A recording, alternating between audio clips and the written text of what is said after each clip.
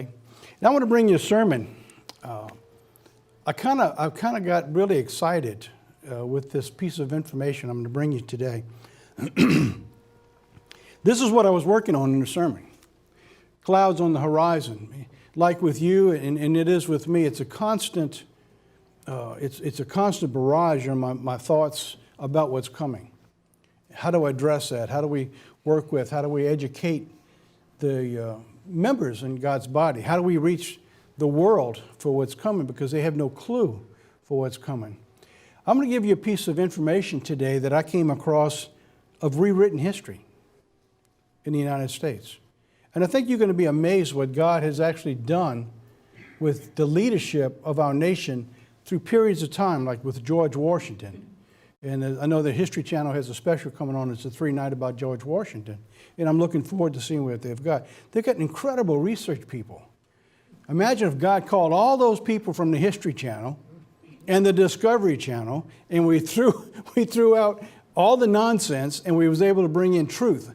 Imagine the story that could be told from the biblical point of view. Well, hopefully one day that'll happen, but it probably won't happen until after the return of Jesus Christ. The term "a cloud on the horizon," it's nothing new. You've probably all heard it before. It's actually an idiom. It's an an idiom in this picture would be something that threatens to cause problems or unhappiness in the future. It's a cloud on the horizon.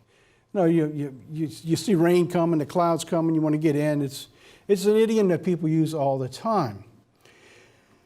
It was very prominent by the newscasters in pre-World War II. Before we actually got into it, many articles were written, stories, newscasters would talk about the cloud on the horizon over in Europe.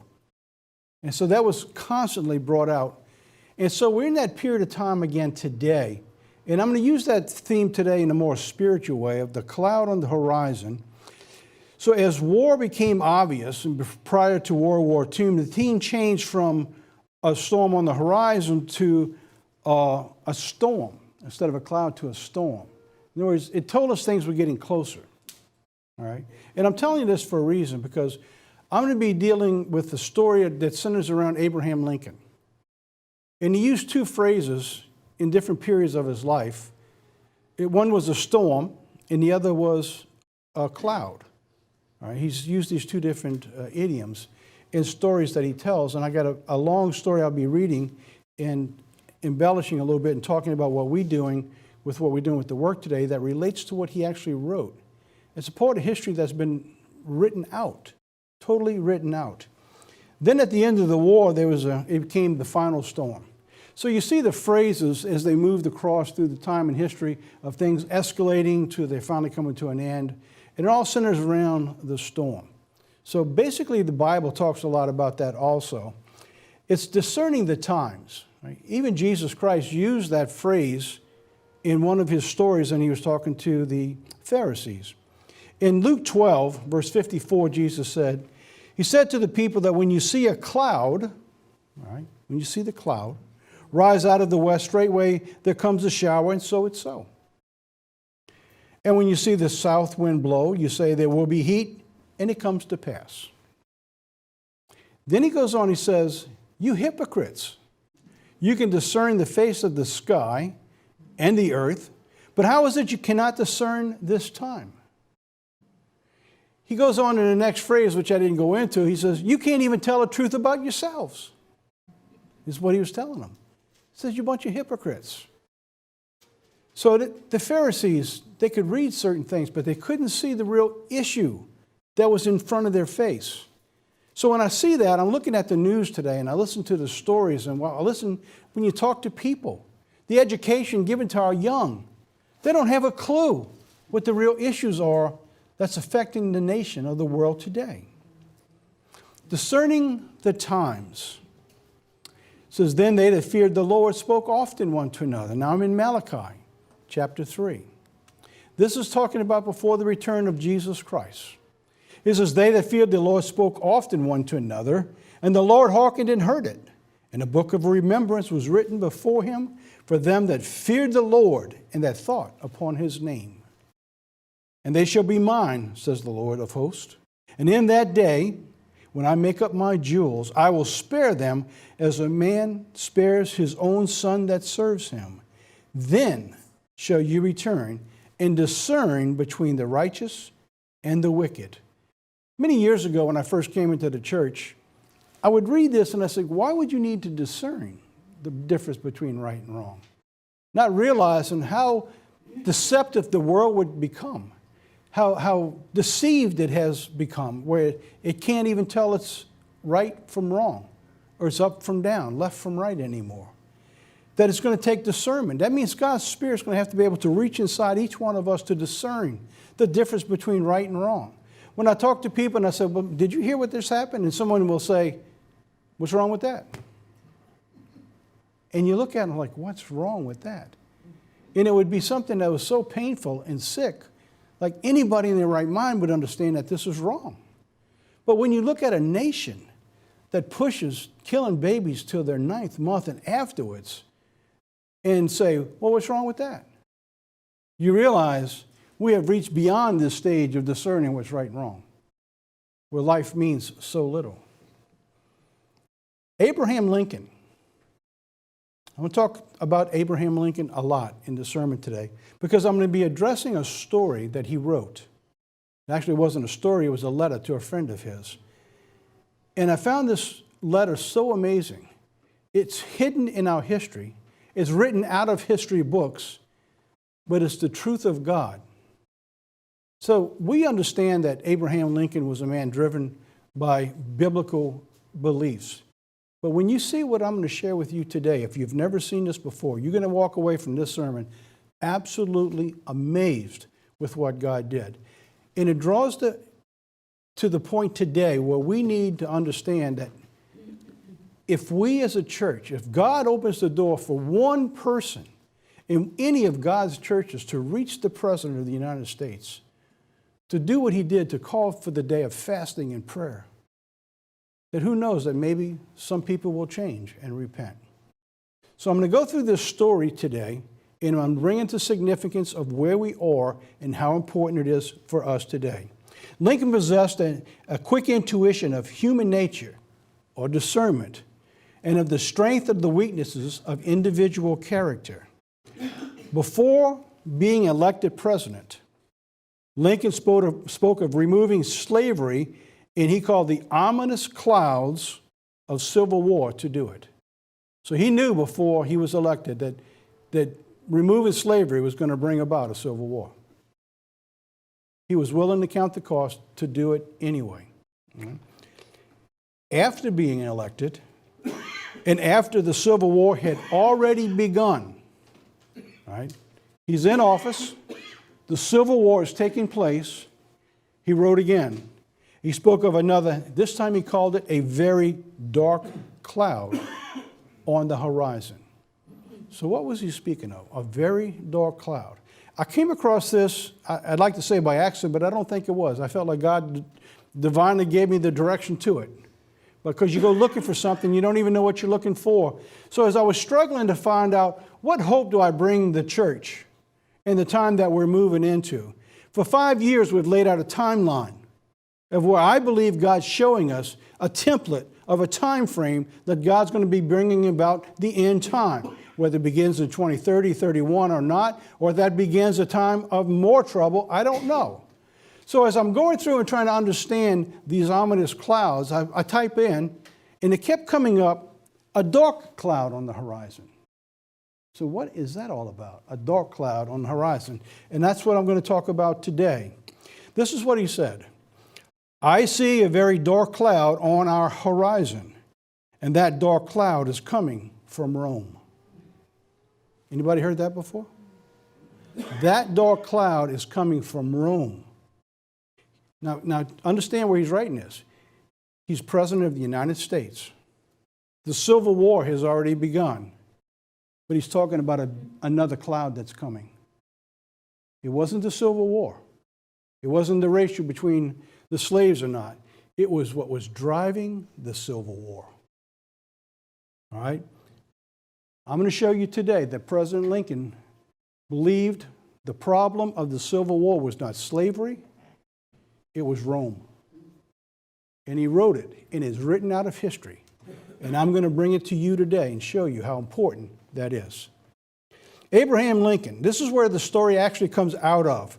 There's a 10-volume book that was written. It's called A History of Abraham Lincoln. 10 volumes. It was written in, let's see, bring it up, in 1890. So when this was written, it was written by the secretaries and people closest to Abraham Lincoln who knew him. It was considered one of the greatest historical works of its day. It was written by Lincoln's personal secretaries and associates and was dedicated to his son, Robert Todd Lincoln. Robert Todd Lincoln, his son. He had one of his sons had died in a young age. This was his oldest son. All right, so now let's talk about the story.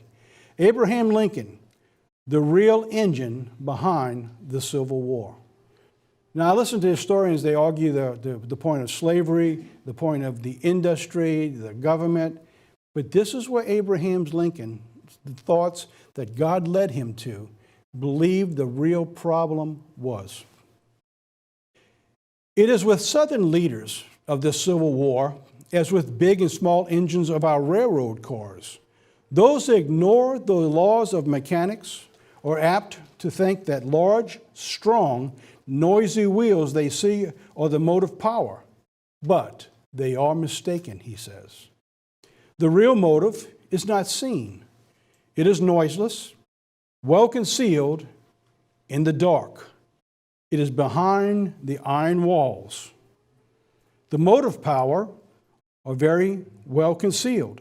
Pails of water heated into steam, which itself directed by the noiseless, small, but an unerring engineer's finger. So it's not what you see, he's saying. So what he's alluding to here, he says, what we're looking at on the surface of this Civil War, that's not the problem. That's the fruits of the problem, is what he's trying to say. And so it is with us today. We look at the politics of what's driving our nation today, and that's not the issue. It's what's driving the politics. It's what's driving the morality of a nation. What's driving the religions that we believe today and how it's changing. And the identical movement of what he talked about before that Civil War is driving again today a spiritual Civil War that we're all going to face, that Abraham Lincoln speaks about in this letter. He goes on to say, the common people, they see and hear a big, noisy, the wheels of Southern Confederacy's cars. They call Jeff Davis, Lee, Toombs, Beauregard, Sims, and they honestly think that they are the motive power. These are the leaders, the movers, the shakers, the generals, the presidents of the running the South. He's saying they think that these are the guys who's driving this. Have you ever heard this from the president of Lincoln? I've never heard this before. But if you go looking for it now that you know it, you'll find it everywhere. But it's been buried and hidden out of our sight. He says, and they honestly think that they are the motive power, the first cause of our troubles, but this is a mistake, he says. The true motive power is secreted behind the thick walls of the Vatican. It's from Abraham Lincoln. He goes on, the colleges and the schools of the Jesuits. Isn't it amazing that as we move to the spiritual Civil War today, that this Pope is a Jesuit? The Jesuits were hated. Entire nations, countries, banned them to get out of their country because they were cruel, they were vicious, they controlled the power, the money, the influence. He goes on to say this, and the convents of the nuns and the confessional boxes of Rome. So he's saying if you think that those are the problems in the South, he says you got it all wrong. Here's the problem. This is an amazing story. I said, where did this come from? How was this hidden? And I prayed and thanked God that he directed me to this. And believe me, I spent a lot of time in Audio Verify looking up where all this stuff was coming to verify it's actually true. And I tracked it down to those 10 volumes. Even though there's people who got written books of pieces out of those 10 volumes. but the whole story is found in those 10 volumes. I said, I'm going to get the volumes, but the used ones are $800. Just for a used set. Amazing. So I'm looking at this and said, wow. Now, if you didn't grow up in a Catholic town like we are here, you didn't understand about the nuns. Them nuns were mean. Some of you are laughing. You went to Catholic schools? I remember my friends telling me about having to kneel on rice till their knees was bleeding because of these nuns.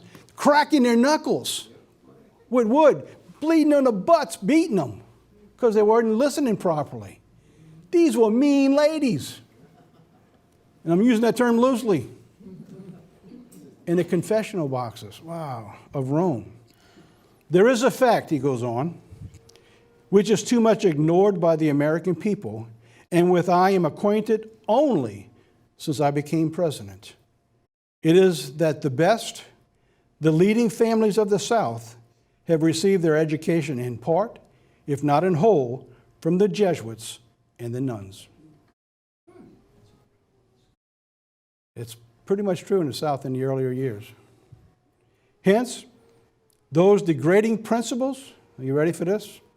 Hence, those degrading principles of slavery, pride, cruelty, or as a second nature among so many of those people. Now, he goes on to explain that. I had to give you this background to bring you the rest of his letter. It's not much longer, but it's still going on a little bit further.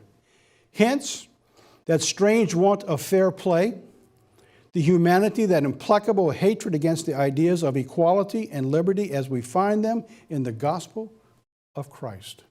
In other words, what we're looking for, he says, because they're getting it from the Catholic Church, they're not getting the same Christianity the rest of us have.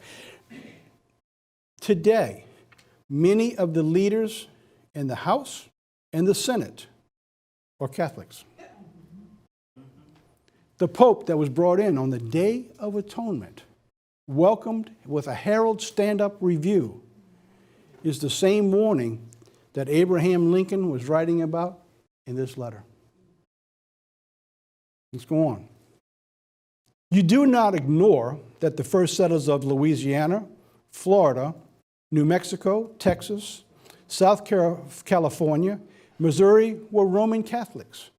And the South was established a lot by Spain. Spain is Spanish.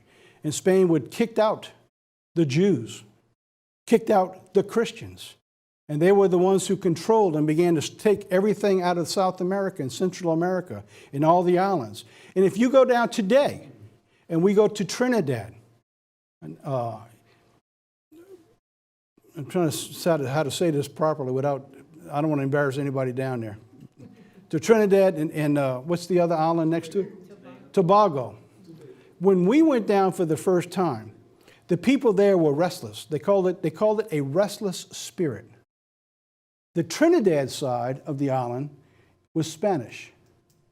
The brother island, which Tobago, was British. So you had Spanish and British rule. And when you leave one island, you go to the next, is what he called a troubled spirit to a settled spirit. From Spanish to British. It's totally, totally different. The Spanish was Catholic, and the British was Christian. And to this day, the spirit of what he's talking about exists even today. All right? Does that make sense what I'm saying here? I've seen it firsthand. President Lincoln said, I only understood this after becoming president, when he began to deal with these issues. He said, and their first teachers were Jesuits. Going on. It is true that those states have been conquered or bought by us since. But Rome had put the deadly virus of her antisocial and anti-Christian maxims in the veins of the people before they became American citizens. It was the spirit that drives them. Just like I was told with Trinidad, they had an unsettling spirit. And by the way, there was a lot of crime too. And they had like fortresses built everywhere. You got wires up all over the place. I mean, it was pretty tough. Unfortunately, the Jesuits and the nuns have in great part remained the teachers of those people since. They have continued in a silent but effectuous way to spread their hatred against our institutions, our laws, our schools, our rights, our liberties in such a way that this terrible conflict became unavoidable between the North and the South. As I told you before, it is to popery that we owe this terrible civil war. He blamed the Civil War on the spirit that drove from the Catholic Church to the people of America. Where are we seeing the conflict rising today? Very much the same thing. Very much the same thing. In his letter now, it is at this point in his letter that Lincoln's thoughts turns to a spiritual future of America. It picks up in his next paragraph. And so I wanted to show you how his mindset changed in what he did, right?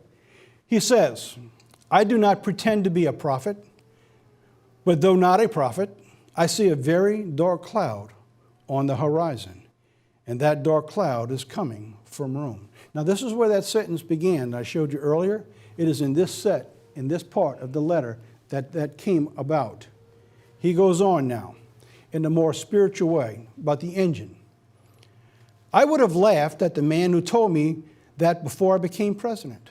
Everything I just read you and told you about, he says, if somebody would have told me that before I became president, I'd have laughed at him. Try to tell the people today, anywhere outside the church, what's coming.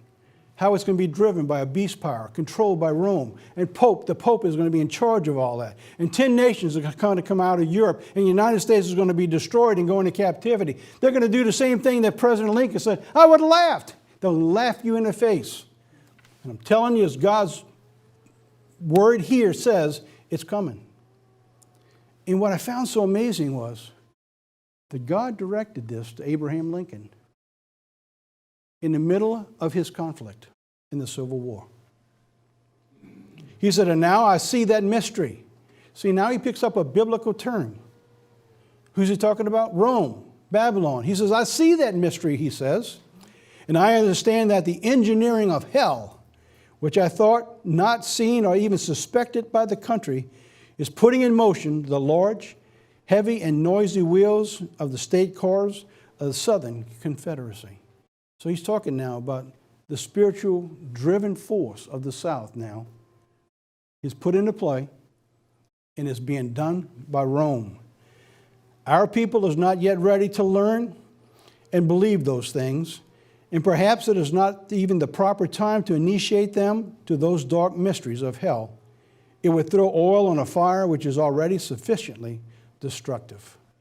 In other words, by the time he found out about it, he said, if I bring it out now, it would only make the Civil War worse. It would have brought in the whole Catholic and the Spanish church to bring the fight to the North. So you get a chance to look inside of his mindset of what was going on and what he was thinking at the time. He goes on to say, you are almost the only one with whom I speak freely on that subject. This is in the letter he's writing. But sooner or later, the nation will know the real origin of those rivers of blood and tears, which are spreading desolation and death everywhere. And when those who have caused those desolations and disasters will be called to give an account of them, again, now he's talking about the judgment. He said there will be a judgment coming. I do not pretend to be a prophet, but though not a prophet, I see a very dark cloud on the horizon. And that dark cloud is coming from Rome. It is filled with tears of blood, and it will raise and increase till its flanks be torn by a flash of lightning, followed by a fearful peal of thunder. Then a cyclone, such as the world has never seen. Now his mind is focusing to an end time. He had access to the book of Revelation. He was being taught by a once former priest of 50 years who had left the papacy and became one of his right-hand men and advisors, where he was getting this information. He said, a cyclone such as the world has never seen, and will pass over this country, spreading ruin and desolation from north to south. He knew it wasn't going to happen then. He's talking about a future deterioration of America. He said, and after it's over, there will be long days of peace and prosperity. For popery and its Jesuits and merciless inquisition will have been swept away forever from our country. He's speaking of the time of the return of Jesus Christ. He says, neither I nor you, but our children will see those things. When I read this story, I had to go back and read it a couple times to try to absorb what it was I just heard. We have a president of the United States in the middle of a conflict of a civil war that God has recorded for you and I an understanding of what it's going to take to win this war. Is what Abraham Lincoln did. He turned to God. And unless this nation does what that president did, this nation has no future. You understand what we're at now? How deep and how important this was. And God, despite all historians who have buried this letter, God has preserved that for you and I. We began talking about this 5 years ago. As with Lincoln, America has moved into a civil war. This civil war is spiritual. It is the one he spoke of the second half of that letter, the spiritual civil war. And this is, let me repeat one more time. I do not pretend to be a prophet.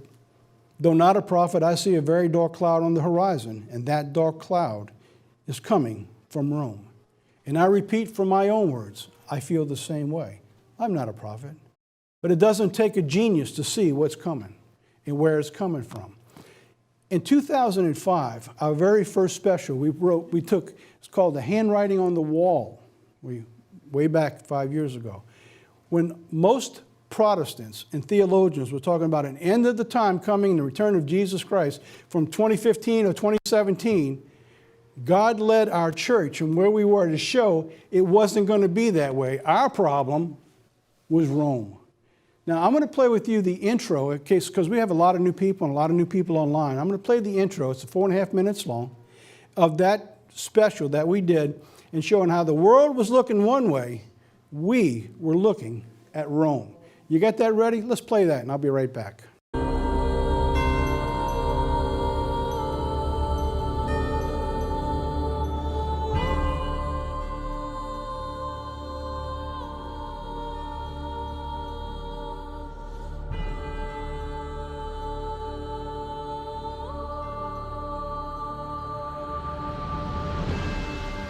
As the fall of 2015 approaches, millions are holding their breath to see what will unfold with the conclusion of the Shemitah 2015. The last 2 times this event occurred, it nearly brought America to a collapse. Despite what many claim that we have recovered, we have not, nor has the rest of the world. Since that time, debt in America has risen over $8 trillion with no end in sight. Global debt now stands over $200 trillion. Christianity is under siege around the globe. Tens of thousands have been persecuted and killed. Entire cities have been burned and destroyed.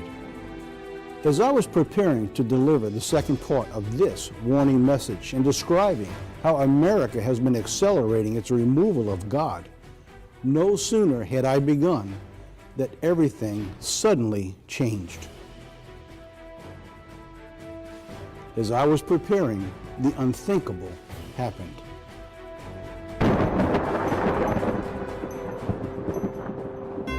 Supreme Court decision legalizing same-sex marriage across the land, and it's profound. The 5-4 vote, in many ways reflecting the huge societal shift of the last 20 years. Lester, good evening. It's the most important gay rights ruling ever, and it's the culmination of decades of legal battles. A huge cheer, then singing as the decision reaches the crowd out front.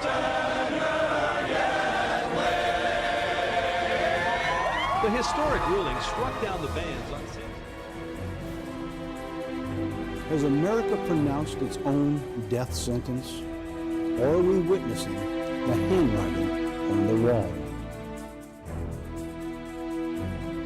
In America, Just days following the Supreme Court's ruling on gay marriage, the ACLU states that they will no longer defend Christians' rights.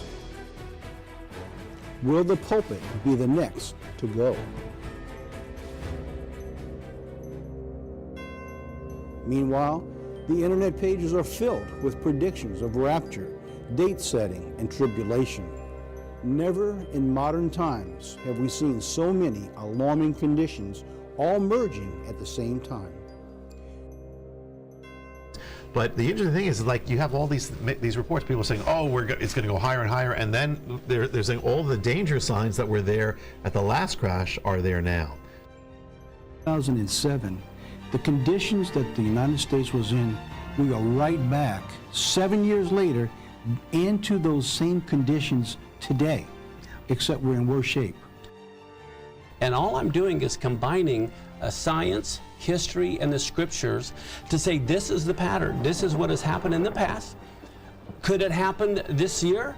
That's what we'll have to watch, is going back to a hurricane. There's watches and warnings. I want to give everyone a watch that we need to be watching, looking up, because it could turn into a warning.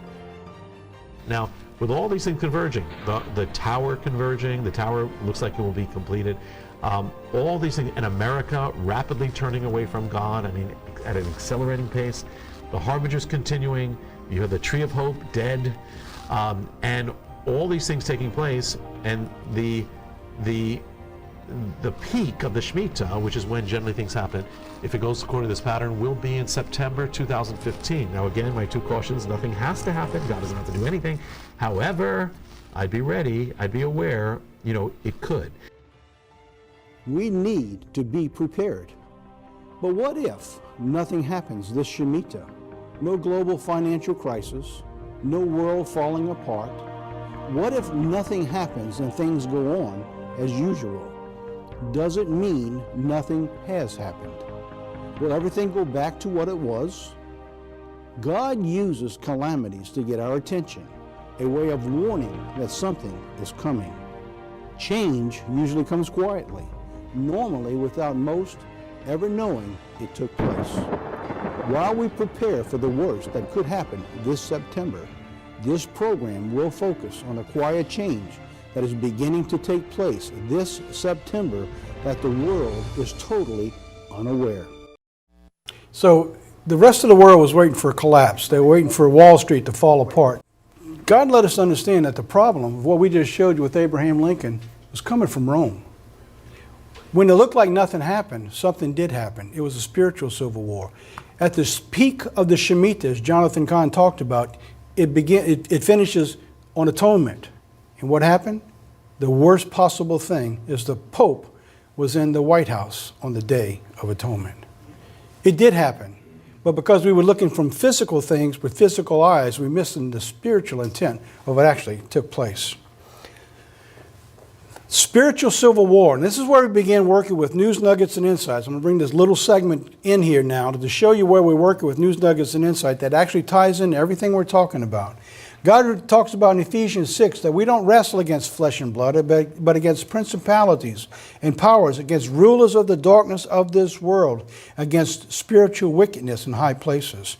What are we looking at when we look at today? We're seeing a battle between the politicians of who's going to control and run the United States. You see a left and you see a right. But Abraham Lincoln says, these are the noisy engine, when the wheels on the engine. This is not the problem that we're facing today. So it's talking about the problem is this. Behind the iron walls he talked about is Rome. We're talking about a re-education process beginning on May 14th, on the anniversary of the State of Israel. The anniversary, May 14th.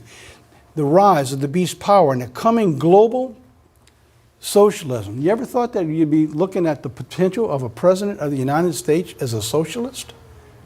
Unbelievable, but it's true.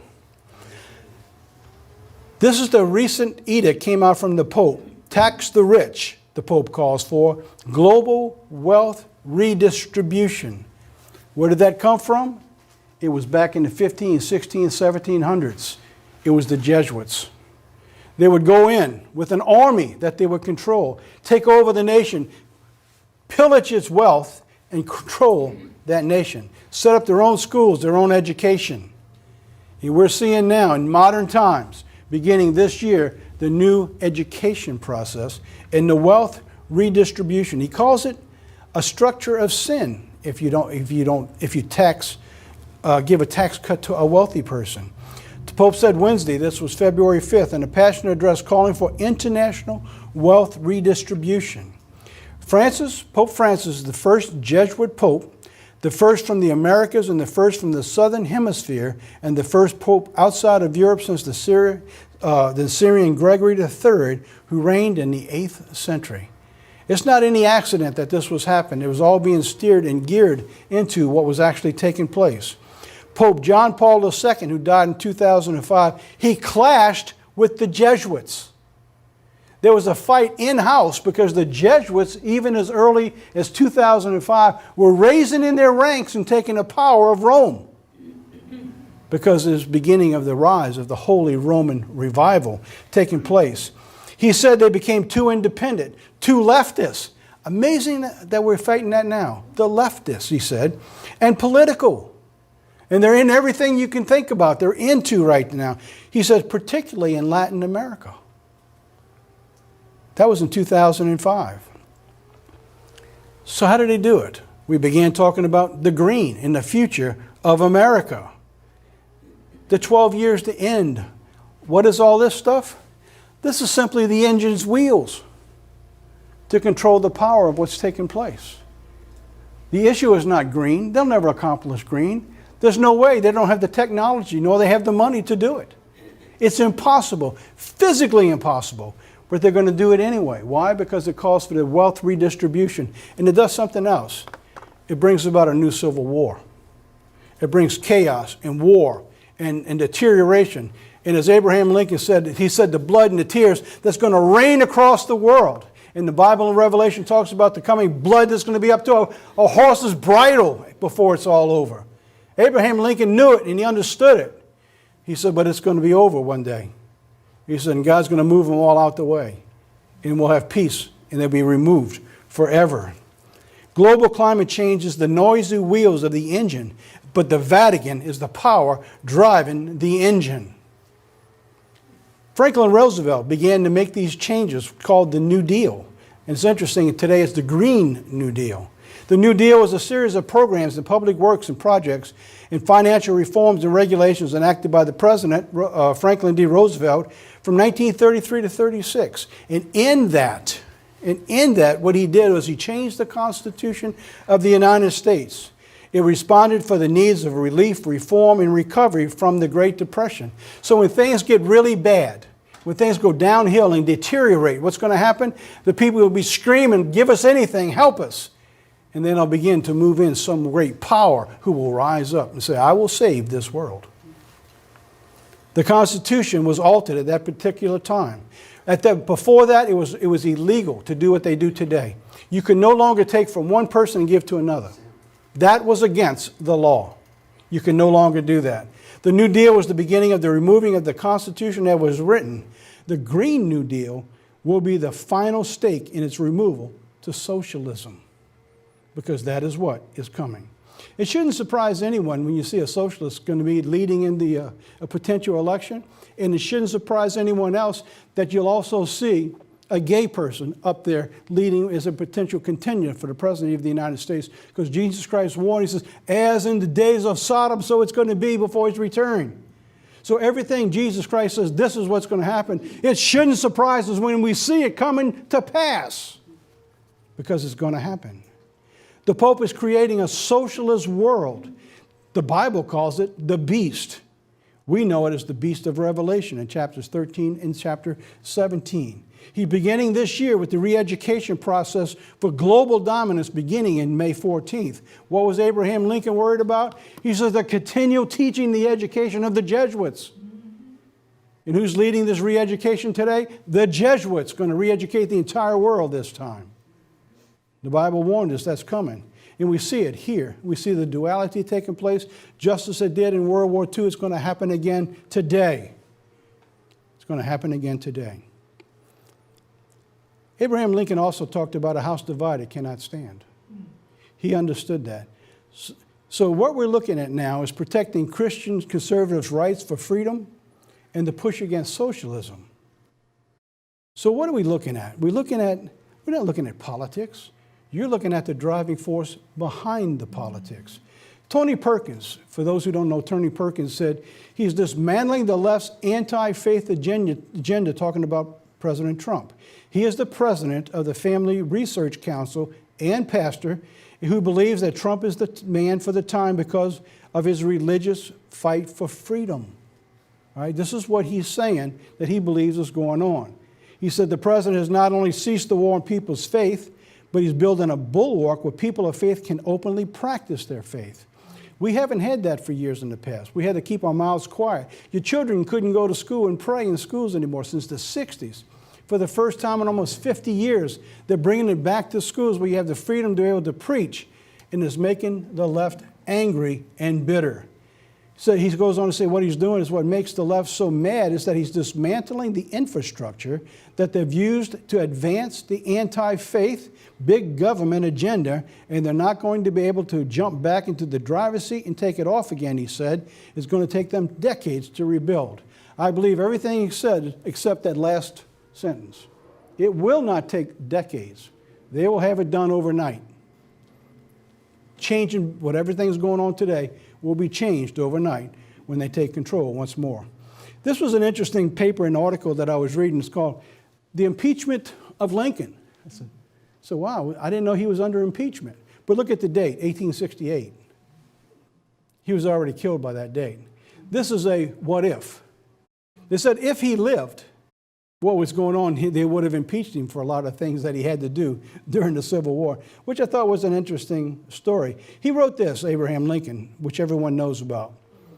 A house divided against itself cannot stand. I believe this government cannot endure permanently, half slave and half free. And I do not expect the Union to be dissolved. But I do not expect the house to fall. But I do expect it will cease to be divided. It will become all the one thing or all the other. We're moving closer and closer to that today, and that's why God's going to come in to stop it. This was the State of the Union address. This was quite interesting. When I saw this, I said, this is absolutely amazing. And Danny received a text from his sister from a friend, and it talked about Proverbs chapter 14. Now, if you were not familiar with Proverbs chapter 14, take a look at the picture which you've all seen. And look what Proverbs 14 says. Every wise man builds her house. But with her own hands, it says, the foolish woman tears hers down. So, wow. I said, sometimes God's pretty poetic in advance for what's really coming and brings about what we can see now with our very eyes. And as Nancy Pelosi, she calls it, my house. And this was so disrespectful in so many ways. God puts in power, and he says we're to respect the authority. Even if you didn't agree with the previous administrations, you still had to respect the position that God put them there. He says, I put them in, and I take them out. Today, just like in the days of Abraham Lincoln, we too see a very dark cloud on our horizon. And that dark cloud is coming from Rome. We cannot remain divided. There is no way we can remain divided. Are we ready for the second video? All right, so now this is going to come in from a more recent special we did, the Constitutional Christian. But I'm bringing an excerpt out with Governor Mike Huckabee and David Barton to bring about what we're talking about with the freedom and Abraham Lincoln. All right, let's play that.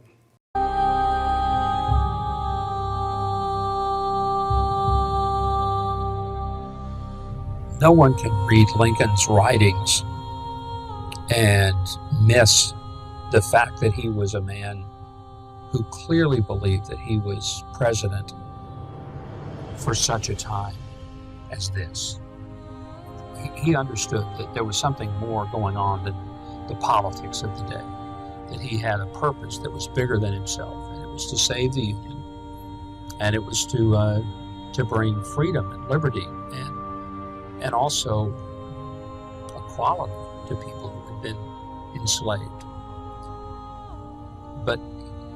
it was based on Scripture. It was based on his understanding of what the Bible taught him, the difference between right and wrong. I think one of the most amazing things is to go to the Lincoln Memorial in Washington, read the inscriptions.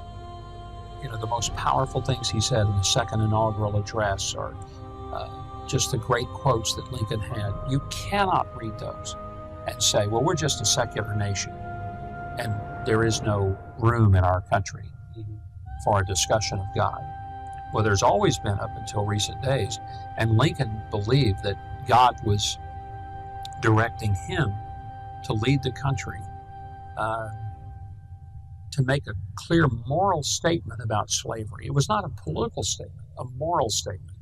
And he never backed away from it.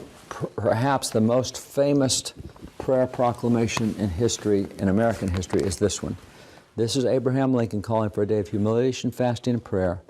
And in it, he is just God conscious. He says, we've been the recipients of the choicest bounties of heaven.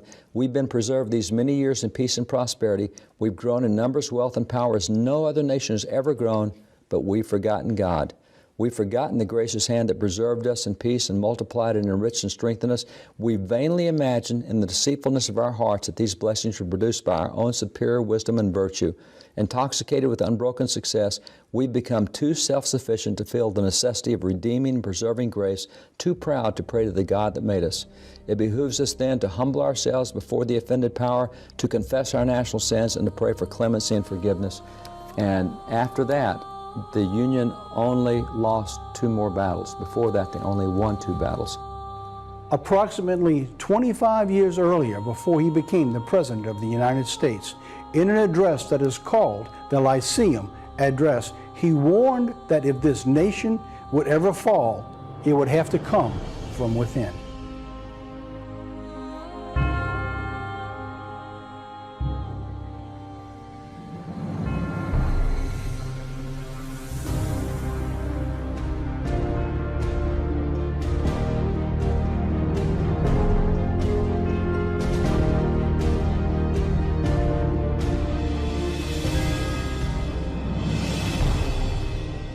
At what point shall we expect the approach of danger?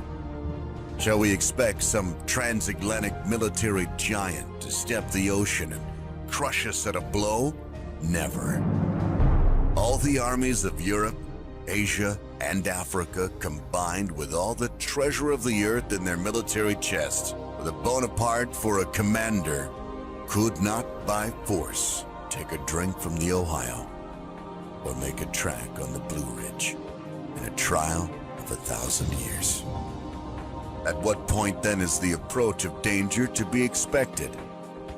I answer, if it ever reach us, it must spring up amongst us. It cannot come from abroad. If destruction be our lot, we must ourselves be its author and finisher. As a nation of free men, we must live through all time or die by suicide.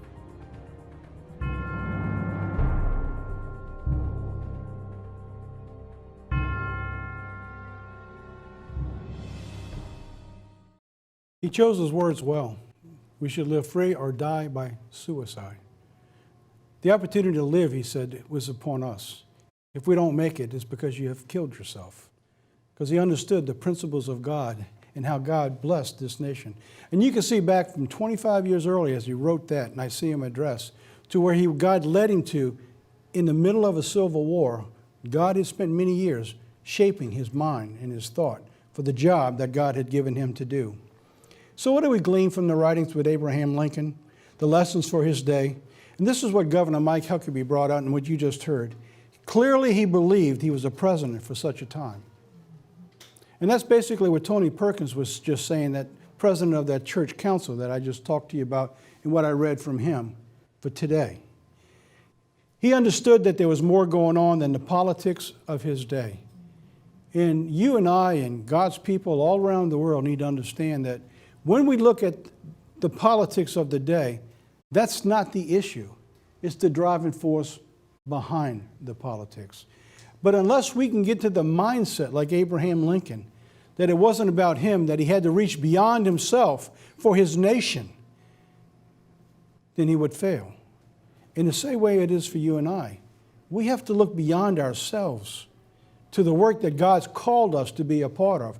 Because whether you realize it or not, like Abraham Lincoln and what Tony Perkins said about Donald Trump, God has placed that on you, that you have been called to be the person God wants to use for this time before the return of Jesus Christ.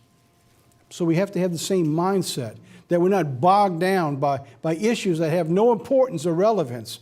But we have to see beyond the noisy wheels to see the engine and the problem behind it if we're ever going to be able to address it and talk about it to our families and our children in the future of what lies ahead. Gordon Huckabee also said that he had a purpose that was bigger than himself.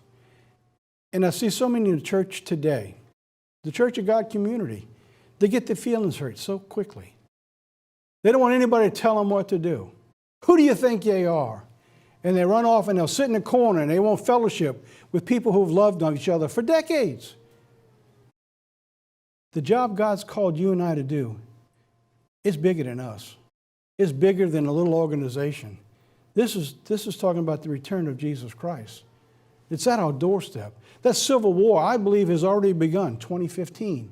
And we're well into that final climax of times. He understood he had a purpose that was bigger than himself, to save the Union, to bring liberty and freedom. Some lessons for us. Today we live in a time that's not unlike that of the time of Lincoln, that he lived before the start of the Civil War. Our clouds are on the horizon. We too need to look beyond those noisy wheels and those engines to see the driving force behind the evil today. And knowing all this is coming, and probably not too far in the future, how do we prepare? What do we do? So now I'll begin to wrap this up in conclusion, preparing for the spiritual war. How do we do that? And believe me, I have struggled. And how do I present how we do this? For the past 5 years, God has given us a template of what appears to be an end-time alignment of events. We've got the former, we have the latter. We have the type, we have the antitype. We have the partial fulfillment of certain prophecies, waiting for the second fulfillment of prophecies. We have the physical, we have the spiritual. We have a timeline between the World War II and today. We have events of heaven that we've looked at. So knowing all this, there's one piece that's missing. God has laid out a timeline that we can understand and say, listen, you need to get ready. But he didn't tell us how to do that. So the specifics of preparing, how do we do that? So how? How do you prepare for all this that's coming? When I look at its revelation and I look at the seals and I look at the trumps and, a fifth of mankind destroyed and a third of mankind destroyed and floodings and earthquakes and pestilence, and I look at this virus that's going on today, and that we've been reporting for the last couple of weeks, and our team here within and I will tell you, we bring in specific dates and showing you 2,000, 5,000, 20,000, 40,000. And here today is over 60,000 people infected in a matter of just weeks. And hundreds dying every day now, it looks like. So how do you prepare? And to answer that, you have to ask another question. How do you prepare for the Sabbath? See, therein lies the problem. How do you prepare for the Sabbath? How you prepare for the Sabbath may be different than me. The Sadducees tried to fix it. They wrote volumes of how to prepare for the Sabbath day. They wrote how many you can do and what you can't do. I remember Ryan Dart teaching a long time ago, when you've gone off the rail and saying how far or how much you have lost track of what the Sabbath is. So God has left that open-ended at this particular time. How do you prepare for what's coming? Look at Luke 18, verse 8. Nevertheless, when the Son of Man comes, will he find faith on the earth? When you finally get down to it, whatever your course of life is, I don't know. But mine is, you don't know. Only God knows. But in the end, this is what God's going to have to find in all of us. For Joseph, in Egypt, what was Joseph's course?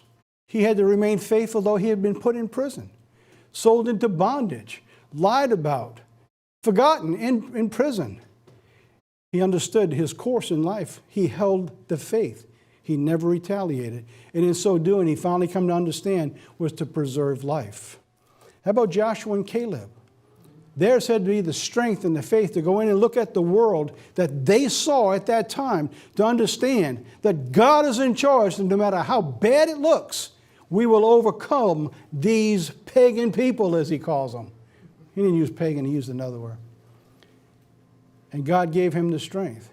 And later in Joshua's life, it took him, as God said, 3 times in one chapter alone, only be strong and courageous. Be very courageous, God said. For you and I, it's the same way. How about Daniel and his friends, Shadrach, Meshach, and Abednego? Daniel had to endure the trial with the lions. Shadrach, Meshach, and Abednego, they had to endure and have their faith with the fire.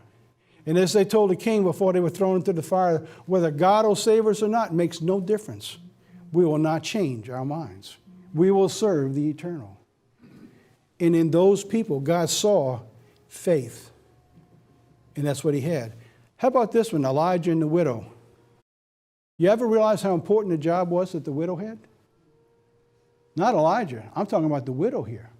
We always talk about Elijah, but the widow, her faith had to be when she had one morsel of meal left for her and her son.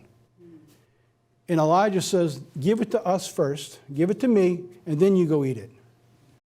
What it took for her to have the faith to give up her last bite and trust Elijah.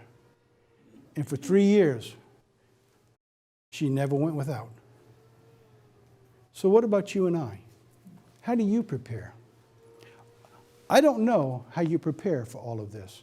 I've tried to run the course in my mind. You know, I get into deep thoughts sometimes, running these things. I'll tell you a couple of humorous stories. I'm almost out of time, so I'm almost finished though. Sometimes you get into deep thought, and you probably do the same thing. I'm at an airport, and I'm waiting for an airplane, and I'll be praying about something, and then I start writing notes. It's, wow, you know, that's amazing. And you start writing this down so you don't forget it. Well, there was one time I was waiting for the plane to leave, and there's people everywhere because there's like 250, 300 people getting on this plane. When I looked up, there's not a soul there. I'm the only one left. So I went over to the lady, and I said, where did everybody go? I said, I missed the plane? She said, no, they changed the gate. I said, why didn't you tell somebody? She said, I announced it 3 times. I didn't hear it. I was in my thought. And then there was another time I wanted to be real quiet because I really wanted to concentrate on what I was thinking. So I get really deep into my thoughts. And I was in this private corner. There was nobody there. When I looked up, there was 200 people around me. I didn't see them come. I didn't hear them. You know, so sometimes walking before a sermon, I'll be walking by you. I'll walk right past you. I don't even see you. So I apologize for that. So my point is this, is you have to be in touch with God. In other words, what's around you sometimes will disappear because that's what's not important. What's important is what you do. Zechariah 4:6 says this, not by might nor by power, but by my Holy Spirit, says the Lord of hosts. That widow couldn't have saved herself. She would have died within days. But she trusted God. And through that power, God saved her. So how do we prepare? How do you prepare for what's coming? 3.5 years of tribulation, or 7 years of lean time. How do you prepare? I'm going to bring it down to this as close as I can get without saying how you do it. We do all that we can do, knowing that God will not do for us what He has given to us to do for ourselves. So that means you have to do something. God will not do for you what you can do for yourself. When He told Joseph, there's 7 years of lean, go get it prepared and store, Joseph got out and stored the food. If there's things coming that you can do it. You probably can't store 7 years of water. You probably can't store 7 years of food. Some might, some, I don't know. But even if you do, people are going to look at you and you're not losing the weight like they are. They're going to come look to you to get your food. So you need to think all this through. So let me repeat that. We do all that we can do, knowing that God will not do for us what He has given to us to do for ourselves. And second, then with all our faith, we trust in the Lord that He will provide for what we lack. Make sense? In other words, we do what we can do. We prepare as we can prepare. We do what we can do in prayer and preparation. And then what do? We trust God. Because that's where the beginning of it all goes down to. So now, we prepare for the clouds on the horizon. So let me close with one more thing. Abraham Lincoln had somebody that he was writing to that gave him the insight to go look into God's holy word. I'm going to ask our church to pray, and if you can, fast from time to time, that God will be able to direct at least one of His servants from the true church of God to reach the president, that what is coming, that he will call for a day of prayer and fasting. It is what changed America in the Civil War. As we heard David Barton say, before Lincoln called for that prayer and fasting, they only won 2 victories. After that, they only lost 2 battles. They only lost 2 battles. So it is with us. Who knows that through this, that maybe God will help save what's going on for our nation, and people will repent.